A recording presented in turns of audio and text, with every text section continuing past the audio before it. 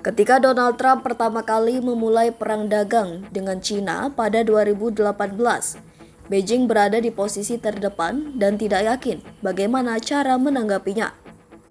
Kali ini Presiden Xi Jinping lebih siap untuk bertarung untuk mengantisipasi kekacauan. Trump, yang memenangkan masa jabatan kedua sebagai presiden dalam pemilihan pada hari Selasa 8 November, telah mengancam untuk mengenakan tarif sebanyak 60% pada barang-barang Cina. Tingkat yang menurut Bloomberg akan menghancurkan perdagangan antara kedua negara dengan ekonomi terbesar di dunia. Hal ini ditambah lagi dengan berbagai kontrol ekspor terhadap teknologi canggih yang telah diperketat oleh pemerintahan Biden sejak Trump meninggalkan jabatannya. Sejak saat itu, China telah mengambil langkah-langkah strategis untuk memastikan bahwa mereka lebih tangguh dan memiliki posisi yang baik untuk menyerang balik. Kunci dari hal tersebut adalah memperluas perangkatnya, yang sekarang mencakup kontrol ekspor pada bahan baku penting, selain tarif untuk barang-barang pertanian dan daftar entitas yang dapat menargetkan perusahaan-perusahaan utama Amerika.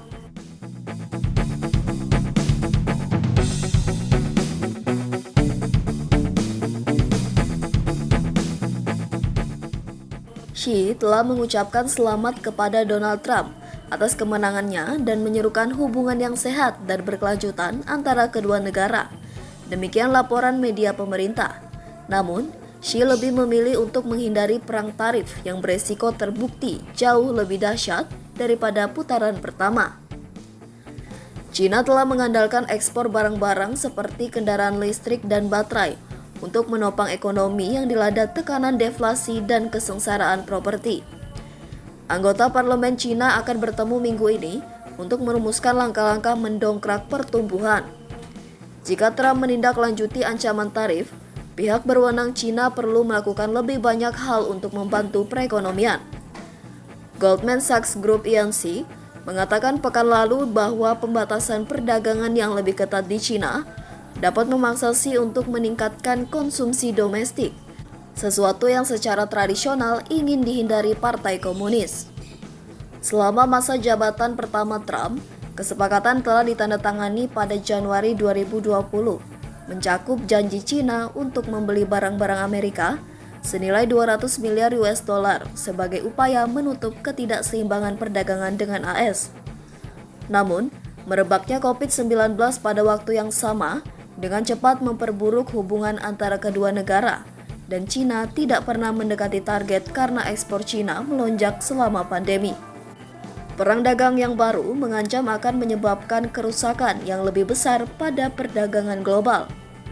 Tahun lalu, perusahaan-perusahaan China mengekspor barang senilai 500 miliar US dollar ke AS atau sekitar 15% dari nilai seluruh ekspornya. Jika AS menerapkan tarif tinggi pada sebagian besar produk, hal ini dapat menghapus penjualan tersebut dan semakin melukai perusahaan-perusahaan yang menghadapi ekonomi domestik yang lemah dan penurunan harga. Meskipun para pejabat China tidak ingin bereaksi berlebihan terhadap ancaman tarif baru Trump, mereka juga berhati-hati agar tidak terlihat lemah. Menurut Scott Kennedy, penasihat senior di Pusat Studi Strategis dan Internasional yang berbasis di Washington, yang sering berpergian ke RRT, opsi-opsi potensial untuk pemerintahan Xi, katanya, termasuk menargetkan perusahaan-perusahaan Amerika yang memiliki kepentingan yang cukup besar di RRT, menjual surat-surat berharga AS, mendevaluasi yuan, dan melakukan lebih banyak penjangkauan di Eropa dan Amerika Latin. Mereka muak diperlakukan seperti pinata dan ingin melawan, kata Kennedy tentang China. Mereka siap menghadapi Trump dan melawan api dengan api jika diperlukan. Satu hal yang tidak terduga bagi RRT adalah kemunculan Elon Musk sebagai pendukung utama kampanye Trump sebagai presiden. Miliarder kepala eksekutif Tesla Inc. ini memiliki kepentingan bisnis yang luas di China, sehingga meningkatkan kemungkinan bahwa ia dapat mendukung pendekatan yang lebih lunak. Trump memuji Musk ketika mendeklarasikan kemenangannya pada Rabu dini hari di AS. Namun, jika perang dagang benar-benar meletus, China lebih siap untuk membalas dan ekspor barang pertanian AS mungkin akan menjadi target pertama. Sejak masa jabatan pertama Trump, Brazil telah memperkuat posisinya sebagai pemasok kedelai terbesar ke Cina dan kini menjadi sumber impor jagung terbesar, menggantikan lonjakan besar ekspor AS ke Cina sebagai bagian dari kesepakatan perdagangan 2020. Pada 2016, AS telah memasok lebih dari 40% impor kedelai ke Cina, tetapi angka tersebut telah turun menjadi kurang dari 18% dalam 9 bulan pertama tahun ini. Perlambatan ekonomi Cina juga memberi Beijing lebih banyak penyangga karena permintaan daging babi serta jagung dan kedelai untuk pakan babi telah merosot. Ini berarti Cina tidak terlalu bergantung pada impor dan dapat dengan mudah mengalihkan pembelian dari AS ke negara lain.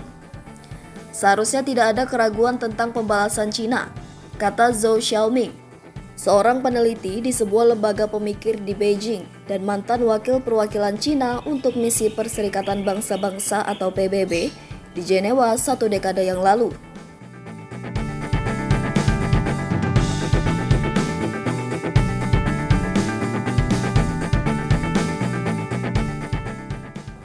Namun, pada saat yang sama, Cina memiliki lebih sedikit target yang jelas untuk dicapai. Impor negara ini dari AS telah turun dari puncaknya pada tahun 2021 dan Beijing belum menandatangani kontrak untuk membeli pesawat jet Boeing Co baru selama bertahun-tahun, yang berarti ancaman yang dapat dilakukannya berkurang. Selain hubungan perdagangan yang lemah, hubungan investasi langsung antara AS dan Cina juga menyusut. Jumlah investasi Cina di AS tahun lalu turun 28% dari puncaknya di tahun 2019, menurut data Perserikatan Bangsa-Bangsa atau PBB. Hal ini meningkatkan kemungkinan bahwa Cina akan mendevaluasi mata uangnya, sehingga membuat ekspor menjadi lebih murah. Sementara devaluasi formal terakhir Cina terjadi pada 2015, selama pertikaian perdagangan pertama dari pertengahan 2018 hingga pertengahan 2019. Pihak berwenang membiarkan yuan jatuh hingga hampir 7,2 terhadap dolar AS, membuat ekspornya lebih murah dan memberikan bantalan untuk tarif Trump. Mata uang Cina saat ini berada di sekitar level yang sama, tetapi membiarkannya jatuh lebih jauh beresiko membuat marah mitra dagang lain di seluruh dunia, yang pada gilirannya dapat menerapkan tarif mereka sendiri pada barang-barang Cina. Membajirnya baja murah telah mendorong negara-negara untuk meningkatkan hambatan terhadap logam, dan hal ini dapat menyebar ke lebih banyak produk dalam perang dagang secara umum. Salah satu alat baru utama untuk Xi adalah kontrol ekspor, yang sering digunakan AS untuk melawan Cina. Tahun lalu, Beijing membatasi penjualan gallium dan germanium ke luar negeri, dua logam yang banyak digunakan di industri pembuatan chip, peralatan komunikasi, dan pertahanan. Cina sekarang mungkin akan memberlakukan pembatasan pada bahan baku penting yang dibutuhkan AS untuk teknologi strategis, seperti antimon yang digunakan dalam beberapa perangkat semikonduktor. Cina juga sekarang memiliki proses yang lebih formal untuk memberikan sanksi kepada perusahaan-perusahaan asing. Pihak berwenang pada bulan September mengatakan bahwa Cina akan memulai penyelidikan terhadap PVH Corp, perusahaan induk Tommy Hilfiger dan Calvin Klein, karena tidak menggunakan kapas dari wilayah barat jauh Xinjiang, di mana AS membatasi perdagangan karena masalah-masalah hak asasi manusia. Beijing juga telah menjatuhkan sanksi kepada sebuah perusahaan drone AS karena memasok Taiwan dan memblokir perusahaan tersebut untuk membeli suku cadang di Cina, menurut Financial Times. Pada akhirnya, Cina lebih memilih untuk mencapai kesepakatan dengan Trump. Presiden yang akan datang telah mengisyaratkan bahwa ia akan terbuka terhadap investasi Cina di AS yang berpotensi menjadi dasar bagi suatu kesepakatan. Menurut Henry Wang Huyo, pendiri kelompok riset Center for China and Globalization di Beijing, Trump adalah seorang politisi pragmatis yang fokus pada penyelesaian masalah-masalah spesifik, kata Wang. Cina memiliki keunggulan dalam hal kendaraan listrik dan teknologi hijau, tambahnya. Ada peluang besar bagi perusahaan-perusahaan Cina untuk membantu membuat Amerika menjadi hebat kembali. Namun, ada pengakuan dari Beijing bahwa Cina harus berharap untuk menjadi yang terbaik dan bersiap untuk yang terburuk. Tidak ada banyak pilihan jika Trump ingin mewujudkan ancaman ekstrim, karena akan merugikan AS dan menaikkan harga bagi konsumen Amerika.